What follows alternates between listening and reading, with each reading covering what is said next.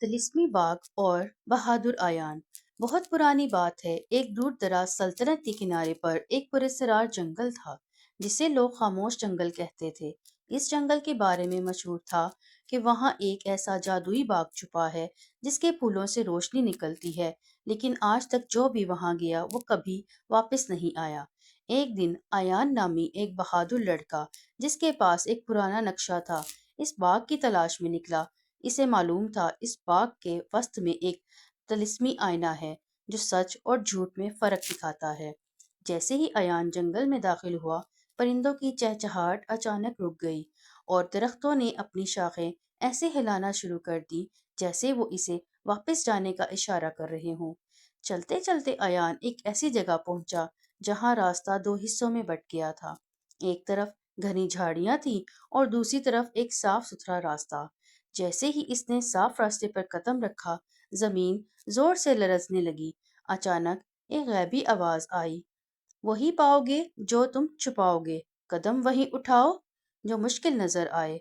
अयान समझ गया कि ये जादू की चाल है। इसने साफ रास्ता छोड़ा और खारदार झाड़ियों में घुस गया। हैरत अंगेज तौर पर जैसे ही इसने कांटों को छुआ, वो नरम रेशम बन गए। अब इसके सामने एक अजीमुशान चांदी का दरवाजा था जिस पर कोई ताला नहीं था, बस एक पहेली लिखी थी।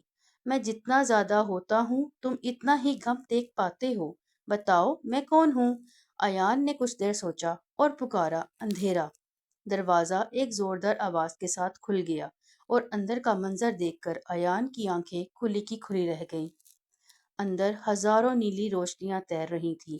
वहां के पौधे चांदी के थे और खुशबू ऐसी थी जो इंसान को मदहोश कर दे। बाग के बीचों बीच वो आईना था, लेकिन इसके सामने एक बूढ़ा जादूगर खड़ा था जिसका चेहरा ढका हुआ था। जादूगर ने कहा, अयान, तुम यहाँ तक पहुंच तो गए हो, लेकिन इस आईने को देखने की कीमत तुम्हारी सबसे ज्यादा अजीज याद होगी। लेकिन क्या तुम तैयार हो? अयान घबरा गया, लेकिन फिर इसे एहसास हुआ कि जादूगर का साया जमीन पर नहीं पड़ रहा।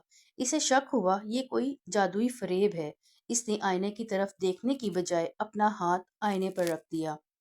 जैसे ही इसने अपना हाथ आईने से टकराया, वो बूढ़ा जादूगर धुएं में गायब हो गया और बाग की नीली रोशनी सफेद नूर में बदल गई। दरअसल वो जादूगर कोई इंसान नहीं, बल्कि एक वहम था जो सिर्फ डरपोक लोगों को नजर आता था। आईना चमक उठा और इसमें से एक आवाज आई, जिसने अपने खौफ को जीता वही इस जादू का मालिक है। अयान को वहां से एक जादुई कलम मिला जिससे वो जो भी सच लिखता वो सच हो जाता। वो वापस आया और इस कलम से अपनी सल्तनत की तमाम मुश्किलात खत्म कर दी। इस कहानी का अखलाकी सबक बहुत गहरा है जो जिंदगी के हर मोड़ पर काम आता है। खौफ सिर्फ एक वहम होता है जो इंसान अपने डर का सामना बहादुरी से करता है। कामयाबी के जादुई दरवाजे इसी के लिए खुलते हैं।